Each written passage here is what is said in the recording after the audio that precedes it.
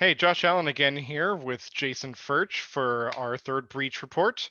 This week, we're starting off with some naughty photos being leaked. We're going to follow up on the theft of Pelosi's laptop. Then we'll dive into the SolarWinds hack, talk about some more details that have come out since we've talked about that last time. And we'll finish off covering a HIPAA breach and finally get into the Freakout Malware, which is an active campaign. Here's just a quick sample of some of the stuff that got leaked out of this first breach here. This comes from the app called Fleek, which was meant to be like an X-rated version of Snapchat. Fleek actually shut down in 2019. However, they left their S3 buckets and online. All the user content since 2016 has actually been stored in that bucket, and the attackers in this case utilized another AWS exploit to get access to these S3 buckets. Not only were pictures stolen, but there's a lot of user data as well. Profile information was in there. They even found bot chat scripts, people's messages back and forth. This could all be used for blackmail, for extortion. There's a lot of use for a hacker here with this kind of information that was leaked. So yeah, see, this is some pretty private stuff. The chatbot data is a really big one. So there were some chatbots and people were typing to them. All of that text messaging was stored in there. Include the fake count images. All this was again in an S3 bucket that should have been shut down back in 2019 and really should not have kept any of this data.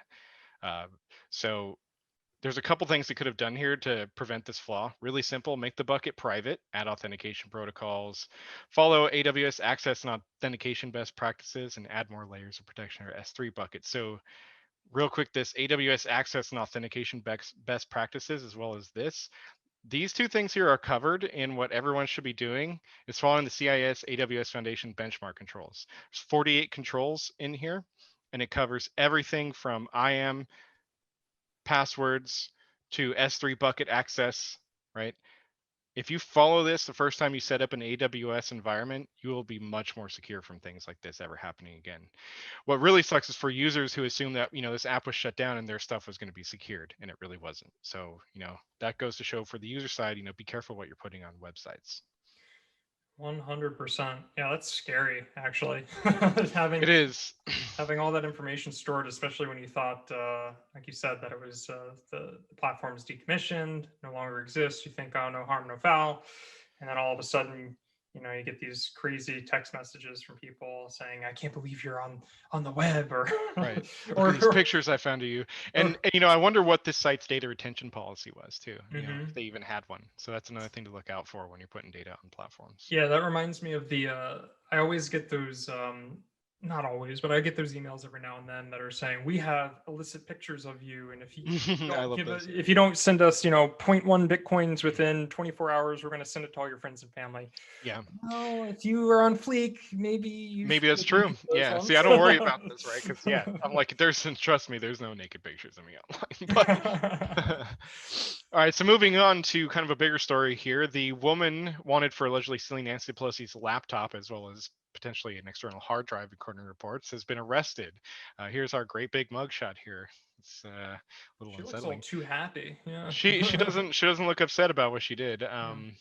So she's from Pennsylvania. Her name is Riley June Williams, and she's been arrested again, as we said. Now, there's some really interesting details in this case. So, first of all, let's talk about how they found her real quick. Oh, look, social media, Mm-hmm. right? So there she is. There's a picture of her. Oh, it says there's 3 of 5. So she was obviously on camera, as was all these people who are being arrested. So no, nothing too crazy there to find out that it was in fact her. Apparently, she was also directing people up to Nancy Pelosi's office. There's video of her doing Mm-hmm. that in the hallways. Here's where it gets really crazy. So the FBI was working with an ex of hers who's identified only as W1. So W1 alleges that Williams had intended to send the computer device to a friend in Russia who had access to the SVR, Russia's Foreign Intelligence Service, and was going to, transfer it over to them. So we talked a little Wow. bit last time about what if they send Russian agents in there? Well, what if people, also just grab stuff and think, hey, here's an opportunity. Let's, sell something to the Russians. Mhm. Apparently that did fall through for unknown reasons. And so she has the computer device or destroyed it. That's still under investigation, is what actually happened to the hard drive as well as the data on that. Yeah, I mean, and when you say, we've talked about last time, that I believe you're referencing the weekly ingest Yeah. on the Capitol, or I'm sorry, the last breach report on the Capitol attacks. Yeah, this is really interesting. That's got to be 7 levels of federal offenses. If they have some Oh connection with yeah, her there's the trying to, Espionage Act here. Yeah. yeah, I mean, like, this woman is going to jail for a very long time, I suspect. And yeah, this is another case. I mean, just like we were saying with the Fleek app, be careful what you post online. I mean, it's people are using this to identify people. I mean, anyone that was in the Capitol building, their face unobscured, Live stream. they Yeah. were live streaming it, and they were caught within days. Now I know of a few. There was the FBI is still looking out for one of the pipe bombers who was covered up with the mask and everything. But Hmm. yeah, all these people that were out there, I mean, it's crazy to me to think that they thought that this was the right path for whatever reason. Here's actually the statement of facts for this that you can access through this link here, which we'll provide. That's pretty cool. This actually is what the Department of Justice would put forward, in order to get that arrest warrant. So here's pictures of her inside the Capitol, again with her mask down. Ooh. Mm-hmm. So, Crazy. and then this is obviously some kind of public record picture of her here. But these things are great. I always love reading stuff like this because it's like, well, this is how they catch people, and this is kind of how you can kind of draw your own conclusions Their there. methodologies on it. Yeah. Right. So let's talk a little bit about the implications here. We don't know what exactly is on that laptop, assuming it's all highly sensitive. Now, I really hope that they've taken the same steps that I would have seen during my time in the government, and that's encryption at rest. Um, you know, able to access it remotely, track it, wipe it, anything like that. So, as well as there should be multi-factor smart card authentication, even for logging onto this device. So, I don't think she would have been able to access it unless she's got some pretty good skills. Now, this going to like the SVR, for example, that could have been a bigger deal because obviously they've got the resources to break into something like that. Mm-hmm. Moving on to the big boy that's still being talked about. Speaking of Russian agents, SolarWinds hackers once again coming up. So they've actually breached Malwarebytes security firm, according to Malwarebytes. Now, Malwarebytes does not actually use SolarWinds, so it's not a direct result of that compromise. It's kind of part of the fallout, or just I guess you could talk about the splash damage done by this attack.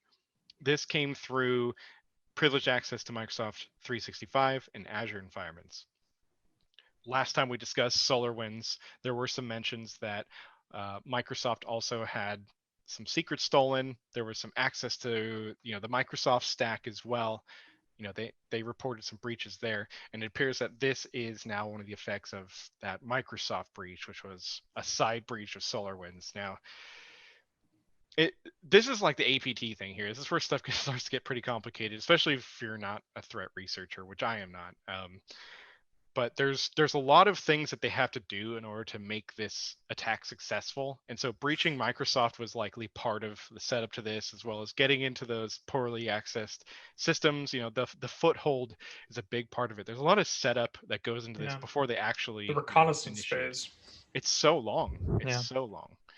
Um, See right here, this says, well, Malwarebytes does not use SolarWinds. We, like many other companies, were recently targeted by the same threat actor. We found no evidence of unauthorized access or compromise in any of our internal on-premises production environments. So what actually happened here? They accessed an account with, and they accessed the emails of that account. It looks like they were, um, trying. They don't really know what they were trying to do.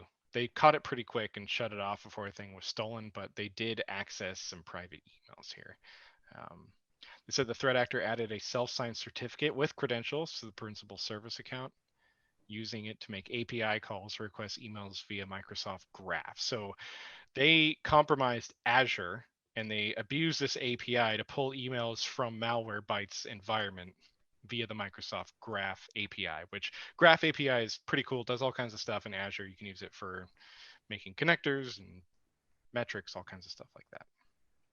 So this is so wow, 4 malware strains now. Raindrop. So we've had teardrop, we've had sunburst, we now have raindrop. I can't remember what the other one is. So it's just this is going to continue to blow up in my opinion.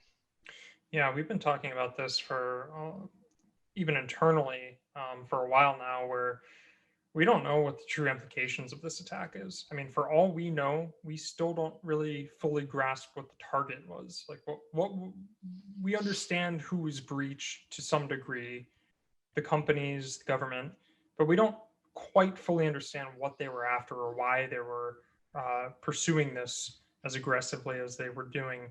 Um, Right. and another thing I want to kind of point out here, and it's not popular opinion, but I see this from time to time. Likely Russia. They have a lot of the same signatures, but they don't have any proof. They say it's likely Russia. And I don't think that's changed yet, has it? They No, believe that it's Russia, but it's likely. Yeah. So I don't know. A part of me kind of thinks that, could this be another rung on the misdirect campaign? uh, just all of this information coming out. Could another actor be pinning the blame on Russia or whatever the case might be? Maybe it is Russia. I mean, I'm maybe. not saying it's not, but likely is kind of the key phrase there.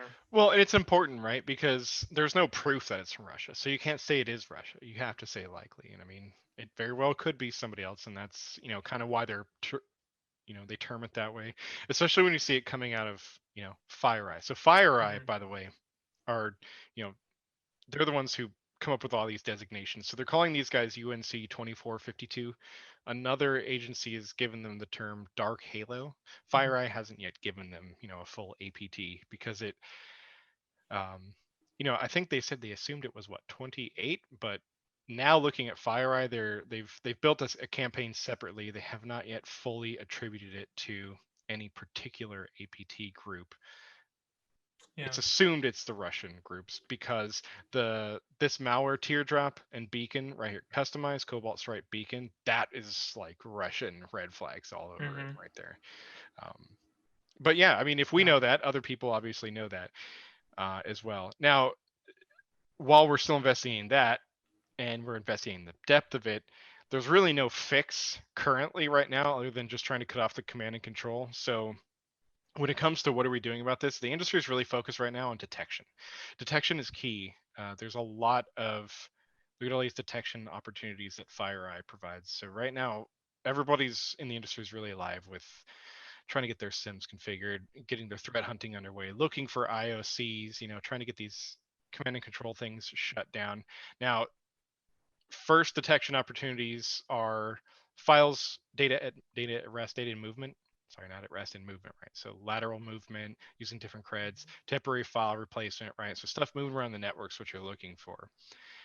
That's for like their activities. If you're looking for the malware itself, here's boom, there's that DLL. This is like the main one right here, and a lot of people will provide these UUIDs for you to search for in your signatures. So here's another signature as well. It's one of the update packages. You can look for the serial number of the actual certificate that was abused by SolarWinds. So if you see that certificate, active in your environment anywhere, you can assume that you've been compromised. So everything is detection, detection, detection, network command Mm-hmm. and control. So we're trying to find, if we find it, we're looking for these. We're trying to shut them down. Um, and this gets really look at this steganography. This is such Oh a yeah. sophisticated attack. There's so many different levels to this, and all these commands that are running through steganography. Um, here's all the MITRE attack techniques observed. Look at all this: query registry, process discovery, file deletion, Windows services. I mean, again, this is APT Yeah. stuff though, all the way. This yeah, this kind of brings me back to our 2021 security trends report. when you talk about detection and you talk about how do we mitigate or how do we go about preventing these types of attacks, um, it's a SOC, right? It's having some type of real time detection, Yeah. some type of threat hunting, threat analysis, and it's doing it in real time. So it's not enough to just say, oh, we have our SIM configured and implemented. That's one part of the That's equation, step making sure that one. you have it, making Yeah. sure that it's actually configured correctly, which I think is probably Right. one of the biggest pitfalls that people have when they're It trying to is. implement the SIM. It is. But it's And it, actually leveraging it in a way that it can provide useful information. yes, and that's really important, bro. And the reason I mentioned it, and the reason I mentioned putting their Sims together, you'd think people already have that stuff going, but some people's response to this threat is, "Oh crap, we need to do cybersecurity now." Mm-hmm. And some of these are pretty major corporations. SolarWind had what 315,000 customers total, so it's potentially a pretty wide impact. Mm-hmm. It's a good thing you bring up the managing, you know, monitoring for the stuff, detecting it's a big thing. So the threat hunting has to happen. It's the only way to know if you're compromised. You have to look for IOCs. So either you need to have an internal SOC, or you need to have hired, a security service externally to do it, or you need to hire some, you know, temporary bodies to come in and do the threat hunting if you have a sim but you don't actually have the people to do it. So there's a few ways as a company to do it, but ultimately you have to do the threat hunting. If you know you're using Orion products, you've got to look for these things, right? Because you need to understand the breach, because you may have a responsibility to report that breach, and you definitely have a responsibility to stop it. Mm-hmm. Yeah, I think we might have mentioned this in one of our earlier videos, but as bad as this entire attack has been, it's been good in a sense that it's brought a lot more global awareness to security, and it's actually pushed the lever forward in these companies making investments. So it's just one of those classic cases of you don't invest into it until you've been hit and you've been kind of overstimulated with the doom and gloom of security and the breaches and everything that it's you've been desensitized, really is what it's been, and Yeah. people just don't see the value. Or you get like an IT director or CISO or CTO who says something like, well, we spent $10 million on security last year, why do you need more? And then that's when you need to actually justify it with, well, the attacks are changing, it's ever evolving, it's changing on this on the day. And implementing some of these more robust best practices is honestly, it's the only way you can survive in business these days, it seems. Yeah, 10 million is a hell of a security budget too. But like, I've worked at a company of, some companies with massive amounts of people, and they only have six-figure budgets for their security. So Yeah. I mean, Well, you I'm can do talking a about lot with like a the half more, million. yeah, you can, but I'm talking about like the big companies like that would be subjective to an attack like this. In So am terms I. of like, yeah, you know what I mean? Oh, well, yeah, that's true, I guess. But Unfortunately, but I mean that's the reality, and that's an important thing to talk about. Is the budgets haven't really been keeping up with the attacks. mhm. You can't have a company of you know tens of thousands of people and have a low six-digit budget. Like 300 grand a year. Like, that's it overall for your security for a company that size is like that's not enough money at Oh, all. yeah. There's Yeah. no way. I mean, that'll pay for like one cybersecurity service. You'll get one layer of your security down, but the reality is that I mean, your security is everything from training your people on day one to writing your policies. The network has to be built right. You've got to be doing your due diligence of threat hunting, all stuff in your inside, as well as pen testing everything. If you have to submit to audits, if you're under Sarbanes-Oxley, if you have to submit to SOC 2, there's so much stuff you have to do. So you know maybe a $10 million budget would be awesome, and maybe people should start aiming for that. Because some of these ransomwares, they've been pretty light, but a lot of these guys are starting to ask for many millions now, where it used to be just hundreds of thousands. Because they know they can get away with it. They know the company is going to pay for it because they're making, a multi-billion-dollar company has no qualms about paying a $24 million ransomware payment and then going back to business as usual. I Yep. mean, it's so bizarre to me. But anyways, Yep. So I mean, we could talk about that forever. Let's move on to a couple other things that have happened this past week as well. So a precision spinal care clinic coming out of Tyler, Texas, PSC. They were a victim of an intruder's attempt to fraudulently divert funds after remotely accessing an employee's email account, which also had a bunch of other people's stuff there. Now, this is a pretty small kind of localized breach, but these little breaches like this are getting more and more popular in the healthcare industry, and especially in places that aren't really big on the map. Tyler, Texas, I don't know if you are familiar with it. It's like on the way to Dallas from where I am, and it's kind of just a little pocket up there. It's just off the beaten path. So but there's a lot of people there still too, because it's very close to Dallas, and so it feeds a lot of the population there. So it's a good spot to target, because it doesn't quite get the attention that like Dell City gets, for example. um, so what they've done here is they access the company's email account, and they're trying to divert funds. Now, this is an attack I've seen before. It's what they'll do is they'll look for invoice forms, or they'll try to pull out bank account information from the email accounts. Mhm. A lot of times I've seen is they'll take like a vendor purchase form, and they'll a totally valid one, and they'll just write their own vendor purchase form and send it in. Like, hey, we need you to pay us 10 grand, right? And Mhm. some places won't catch that. They'll just be like, oh, yep, that's our form. It's good. It's a good bank account. Now, because this is a HIPAA practice, these guys are obviously have their stuff together because they caught it pretty much right away. Um, so it looks like they actually caught it November 20th. It takes a while for HIPAA stuff to get reported, though, because they have to do a lot of information protection and investigation. Um, so that server also contained patient information, because obviously doctors are using their exchange emails to move information around. So they had to announce to everyone who was directly affected on there that their information may have been exposed. So we've talked about hospitals being hit before, and the trend will continue because everyone's talking about SolarWinds, right? Yeah, yeah. We know that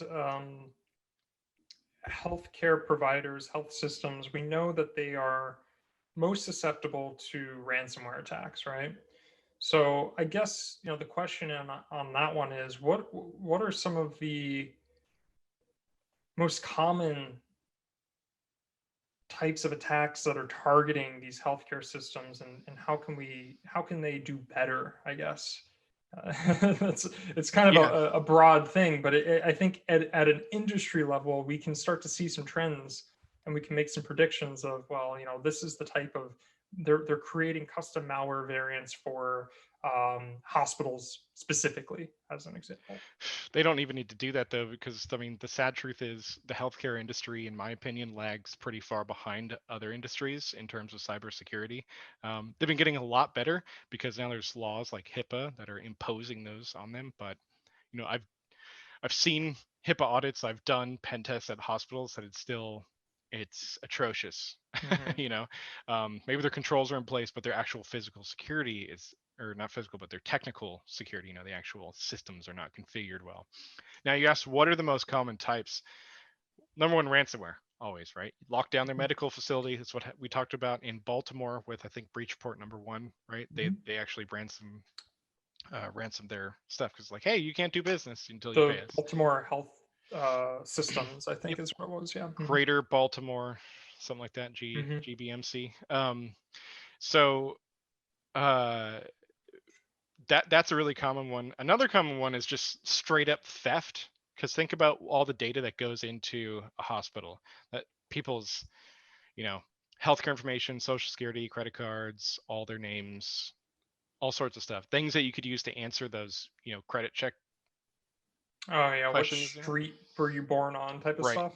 Yeah. Yeah. And like, which of these addresses is one you've lived at in the last 3 years? Yeah. And you can, Yeah. that's the type of thing you can answer with this. And so usually what they're doing is they're going to steal all that, zip it up, sell it online. Those are super popular things for people to purchase because, you can, what is it like? A few $100 and you can get thousands, if not millions of people's information to Yeah. use for And whatever it's being resold multiple times. So you get a malicious forever. actor who's going out there and purchasing this one bucket of thousands of users' data, but then you have, times 10 customers Right. or 100 customers or something like that. And you have Yeah. guys who are buying smaller ones and they'll roll them up into their own bigger things, right, and resell them. And some of this stuff can be years old. And so Hmm. the thing that once it's been compromised, it'll continue to be compromised. So any data at that point you just need to assume is forever compromised, and you have to watch it. So change passwords. In this case, credit monitoring, right, fraud prevention Hmm. is what you're going to look out for when it's the healthcare information. So We've for talked about credit freezes in the past as well. yes, yeah. So for the user, if you're worried about your data, that's what you do. For the hospitals, for the administrators of these places, following the HIPAA guidelines is good. They actually did what they were supposed to do here. They reported on the breach, they stopped the breach, did everything correctly. And as more and more, industries are required to do security, the way that we're imposing it on medical, I think is really going to help. Yeah, and one more thing I wanted to touch on, if you just go back real quick, um, is we were talking about what are the most common types of attacks. One thing I wanted to add to that was IoT medical devices.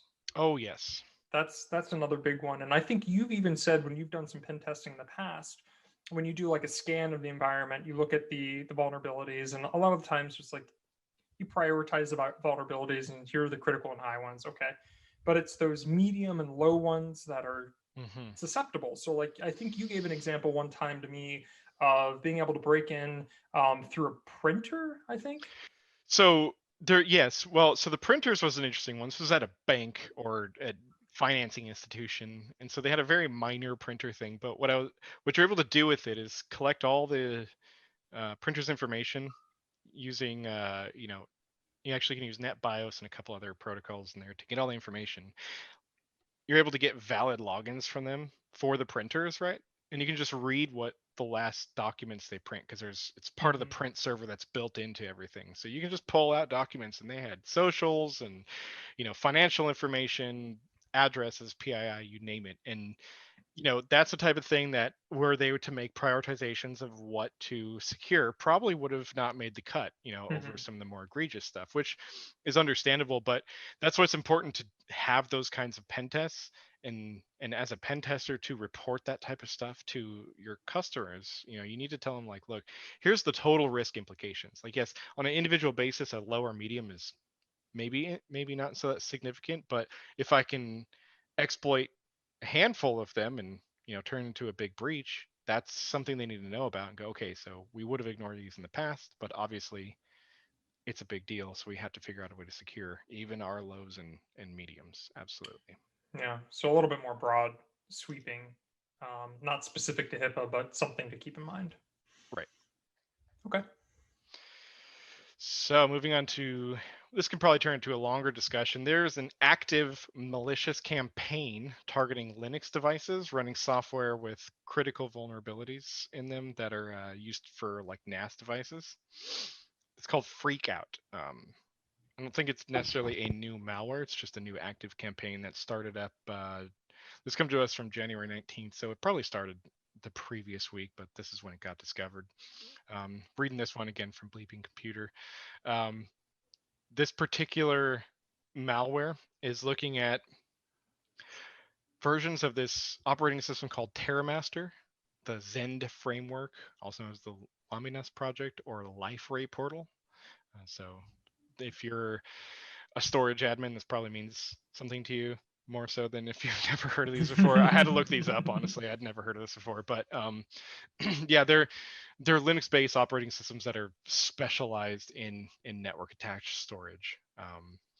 So the Freakout malware is uh, attacking. Well, okay, so for the Zend framework, it's a collection of PHP packages. PHP is a acronym you're going to see all the time in cybersecurity because you can write great malware with it and for it.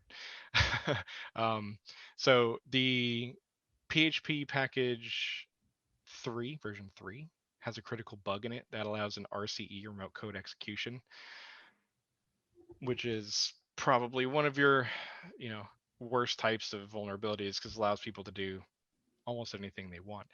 In this particular instance, what they're ultimately doing is they're leveraging this Linux PHP package bug in order to drop a malware, which then is pulling down and creating a botnet using some more files. So that's kind of the foothold is going through here. They use a Python script in order to pull down um, everything it needs to run the command and control server, Looks like they're using an internet relay chat server here to do the command and control. Super popular platform for command and control, has been for a very long time. They're installing a coin miner too, so and not only is it a botnet, but it's a botnet for probably specifically for mining coins. I'm actually here. With Bitcoin being over 30 grand a pop, I mean, it seems to be Yeah. a very common tactic. We talked about that. I think last week we might have talked about that with IoT devices, where your phone or Oh any yes. device in your home can be converted, and it just siphons out a little bit of the power and helps mine them some bitcoins. Yeah, this is so popular. At working at Alert Logic, looking at incoming attacks there through firewalls. One time we spotted one of our clients was being targeted by this and actually had a coin miner get installed through some kind of Python script that we'd never seen before. So it was actually a novel attack. It was kind of neat. It was easy to shut down. They just pulled it out of their cloud resources. But it's just interesting to see how often it comes up that they are installing coin miners. And sometimes it's not even the main thing. It's doing all this other stuff. And you know what? A coin miner too, just just to make Why some not? residual Icing on the income, cake. right? Yeah, sure. Um, so let's see here.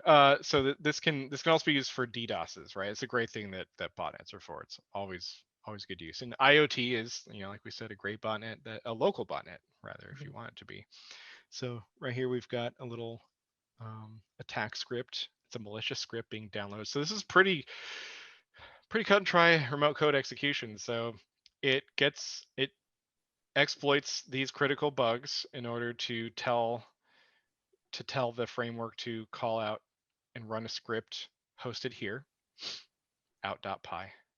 That's this little script right here. And then that's where it goes and pulls down the coin miner, connects to the command and control network. This one's kind of funny too. Um, in the earlier versions of the script, so this is pretty typical too. So it sounds like it was installed and updated a few times while this campaign was happening.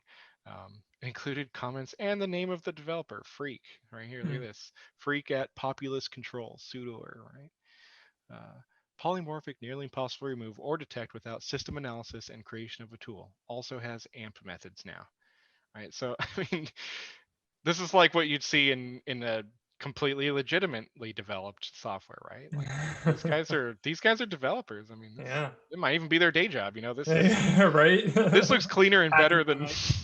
what I've seen in like actual um legitimate software. So I kind of wish these guys were on my dev team. They actually went and compared the two scripts, the two versions of the script, and so it looks like they had to kind of piece it together to figure out everything that this thing's doing. And look, irc.kek.org, that's their internet relay chat, which is, and there's some hashed values here. I always think of WoW when I see Keck. Yeah, LOL and Orcish. Yeah, on the horde side. Yeah. Oh man, that meme has just gone. That the meme's gonna outlast World of Warcraft. Look at this, they even put hacks in here. I always love this kind of stuff. It's always so silly to me. But it's blatant, but it can be blatant. That's what's kind of sad. Is like, you kind of laugh. It's like, wow, they actually put hacks in there. No way, but they do because Yeah, it's just they're trying to like just add that little extra level of crap I've been hacked, and like now they're just kind of rubbing it in my eyes. oh look, Dark Comet Worm. Okay, so Dark Comet is old. It's been around a while, but he's modified it by Freak. And look at this. If you like this worm, feel free to rep me at Hack Forums. And look, so you can go on there and give him a tip and download his worm and use it. Do you think that there's any way that this guy could be tracked back? I mean, Possibly. I mean, yeah. So let's go a little bit off topic and talk about that real quick. Because how do they catch guys like this? So threat research companies and cybersecurity companies will have teams that their job is to actually go and have a persona on these hack forums, and they probably have a credit card and some resources in order to buy these malware as well.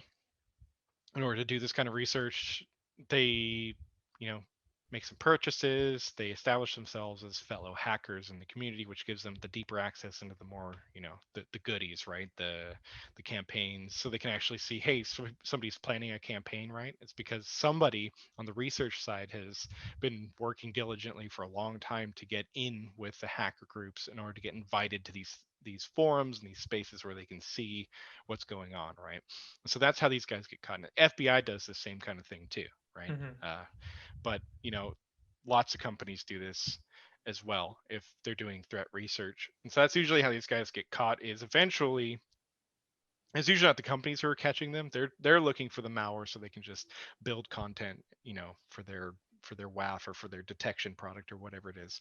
The FBI are the ones who are trying to catch these guys, and they're Right. going to establish years long relationships with them. They might even end up physically meeting these people in person, at a bar or something for a while before they, you know, up to a point where they get them to commit a crime and so they can arrest them, much like they do a Hmm. sting with, drug dealers and stuff. It's very much the same type of operation. It's pretty neat. It's kind of scary, the FBI is really good at that stuff, but that's how they got.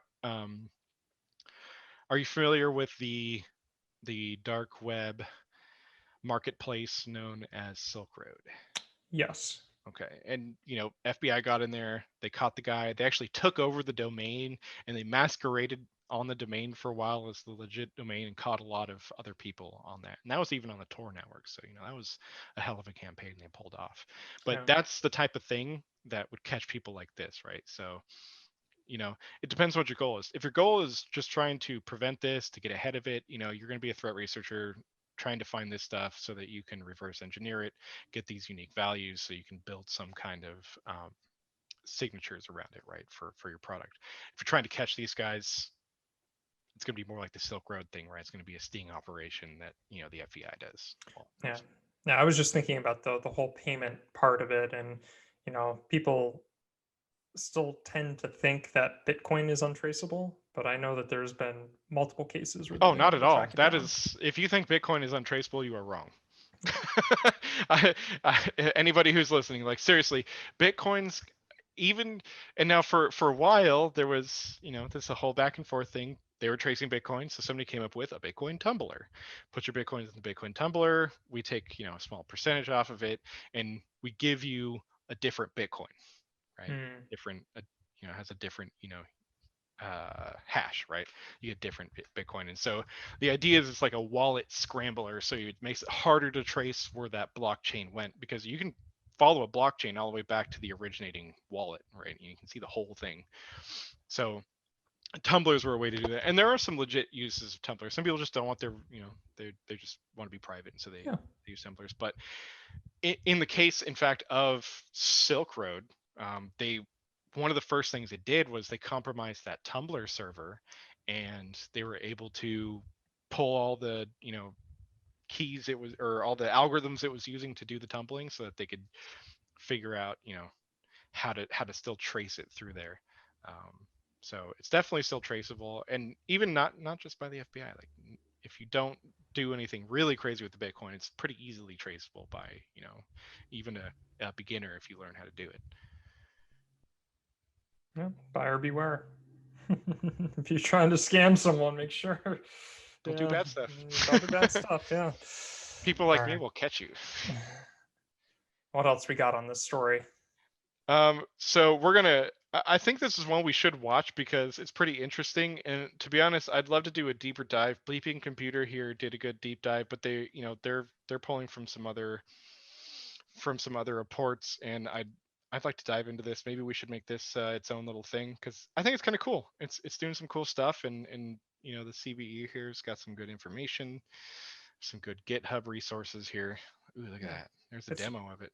it's one of those cases where if you're more aware of the attacks and how people are getting into networks and systems, that it's kind of like a red team, blue team type of exercise. If you're aware of the attack vectors, you're more able to secure yourself from them.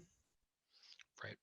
Yeah, here's the frameworks and stuff. So yeah, I that's a really good point too. Is this is why they do things like this where they pull it apart and look at it because you're not going to be able to defend against it if you don't know what it's actually doing. And it's constantly back and forth. They're looking for novel ways to get around stuff. So you really got to pay a lot of attention. And like we talked about before, you got to have a $10 million.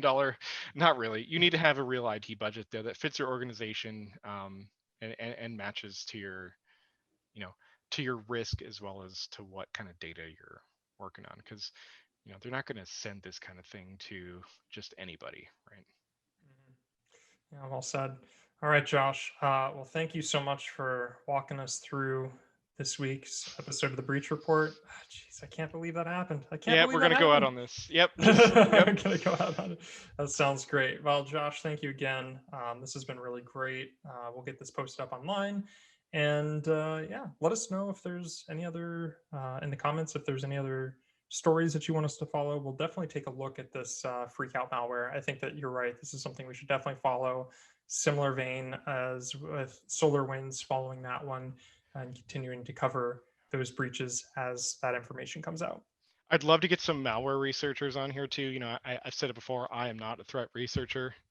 So there might be things I say that sound kind of dumb because this is some people are really on top of this. And again, I'll end it with saying, look, if you have something to contribute to the show, we would love to have any kind of experts on here. The more the merrier. Absolutely. So be sure 100%. to let us know. Shoot an email to the PurpleSec website. Sounds great. All right. Until next week, take care, guys.